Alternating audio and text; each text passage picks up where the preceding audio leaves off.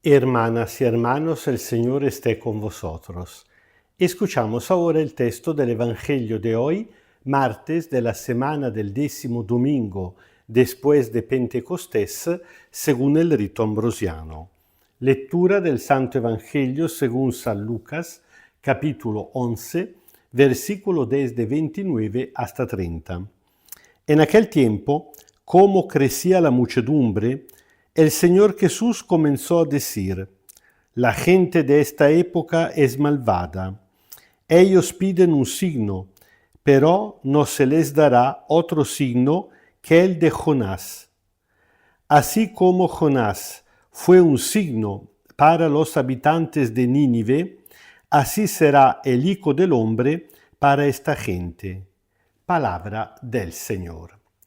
Otro texto muy breve, si es posible, aún más breve del texto que escuchamos ayer, pero también muy significativo, porque siempre en el contexto en el cual Jesús estaba, por un lado enseñando a la gente, por el otro contestando las acusaciones de sus adversarios, los fariseos, los letrados, los sacerdotes, en una palabra, los jefes del pueblo.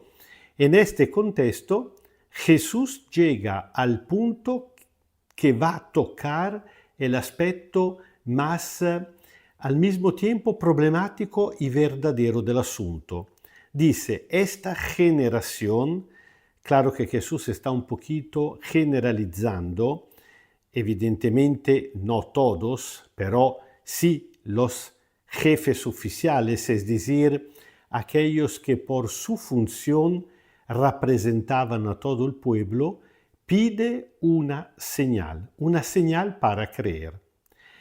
El punto es esto, que la fe no es fruto de una demostración, tampoco de una demostración de fuerza, y mucho menos una demostración racional. Porque hasta cuando uno pretende una señal para creer, significa que está totalmente despistado. La fe es esencialmente una relación con Dios. Dios no es una fórmula matemática que hay que explicarla. Y si fuera así, si Dios fuera demostrable según, digamos, los criterios de las ciencias empíricas, entonces no sería Dios. Porque cuando decimos Dios, entendemos precisamente el fundamento trascendental y universal de todo ser y de toda sabiduría. Ahora, si fuera él mismo un objeto de este contexto y se podría tratarlo como cualquier otro objeto de la realidad, entonces significaría que sería finito, no sería trascendente, no sería Dios, lo que llamamos Dios.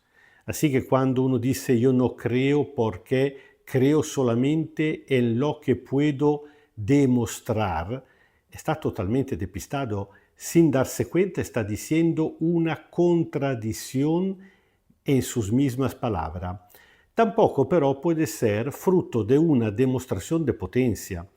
Hay gente que como se imagina a Dios como el todopoderoso, el omnipotente, entonces sí haría una señal de su infinita fuerza para la cual ningún ser humano podría oponerse, entonces sí podríamos creerle. Tampoco así funciona, porque esta sería una forma de imposición de la evidencia de Dios.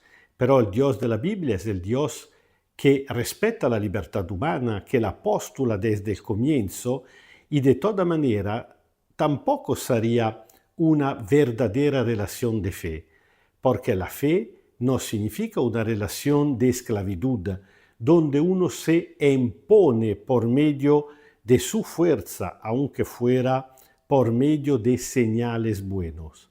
Por eso Jesús dice, esta generación malvada porque se niega a creer y pretende, está pretendiendo algo que no se le dará, ma no porque Dios no quiere dársela, sino porque no tendría sentido y si se la diera, aplastaría la misma posibilidad de creer.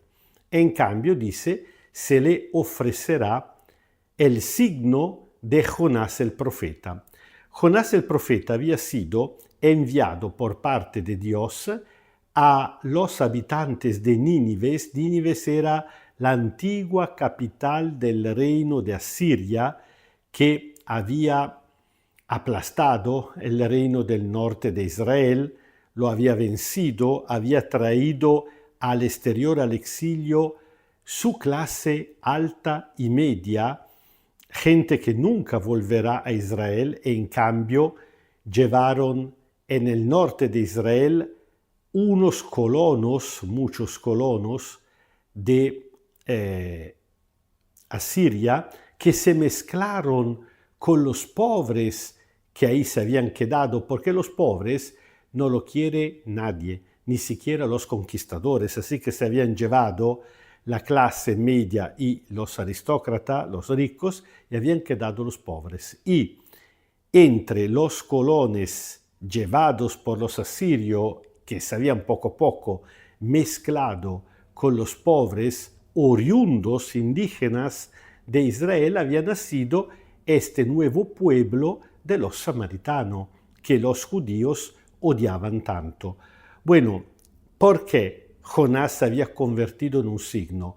Porque Jonás, como buen hebreo, no tenía ninguna gana de ir a anunciar el arrepentimiento, la penitencia a la gente de Nínive, porque precisamente los hebreos desde generaciones odiaban a los ninivitas, esperaban el juicio, un castigo tremendo por parte de Dios. Y como él mismo dirá, yo sabía que tú, oh Dios, eres misericordioso y que si hubiera venido a anunciarle la penitencia y esta gente se hubiera convertido, tú los habrías perdonado en vez de castigarlo. Y por eso, ¿qué había hecho? Había tratado de escapar a Tarsis. Tarsis es una ciudad de España que se encuentra a la orilla oeste de España, digamos por el lado del océano Atlántico, que por la época, como todavía no habían descubierto que por el otro lado del océano estaba nuestra América, América Latina, por aquel entonces era el lugar más lejano posible. Lo consideraban el fin del mundo. Bueno, Jonás había tratado de escapar allá, pero después de una tormenta en el mar, había sido tirado por el capitán de la nave como sacrificio a los dioses y se lo había comido un pez. Jonás había quedado por 3 días y 3 noches en el vientre del pez, hasta cuando por orden de Dios el pez lo había echado fuera. Bueno, ¿por qué Jesús dice que a esta generación se le dará solamente el signo de Jonás? Porque como Jonás estuvo 3 días y 3 noches en el vientre del pez, el Hijo del Hombre, es decir, Jesús, estará 3 días y 3 noches en el vientre de la tierra, es decir, en el sepulcro. Y después, como Jonás había sido echado por el pez, Jesús también salirá del sepulcro resucitado, vivo, glorioso y potente. ¿En qué sentido Jesús se convierte en un signo necesario y suficiente para que nazca la fe? Porque Cristo resucitado no se ha ido, sino que sigue entre nosotros, está dentro del mundo. Así que quien realmente quiere creer en Dios tiene que esforzarse de reconocer la presencia de Cristo resucitado en el mundo, en su vida. tiene que abrirse al encuentro, porque Cristo siempre viene encontro a nosotros, nos busca, como dice él mismo en el Apocalipsis, estoy a la puerta de tu corazón y la toco para poder entrar. Entonces cuando uno hace una experiencia directa, concreta, del encuentro con Cristo resucitado, entonces sí, que nace y crece la fe verdadera. Por eso Jesús dice, y lo dice por la generación de su época, pero vale también por toda generación de la historia, si quieren una verdadera fe, no busquen las demostraciones racionales, no busquen las señales de poder, busquen el encuentro con Cristo resucitado. El Señor esté con vosotros. Kyrie eleison, Kyrie eleison, Kyrie eleison. Os bendiga Dios Todopoderoso, Padre, Hijo y Espíritu Santo. Amén. Y pidiendo el don del Espíritu Santo, que nos abra los ojos para reconocer la presencia de Cristo resucitado en nuestra vida, concretamente cuando nos encontramos con los demás y sobre todo con los más pobres, con los más pequeños, con los más necesitados y nos tomamos cura de ellos. Ahí sí que podemos tener una experiencia directa del Cristo resucitado, sentirlo en nuestra vida y por eso creer.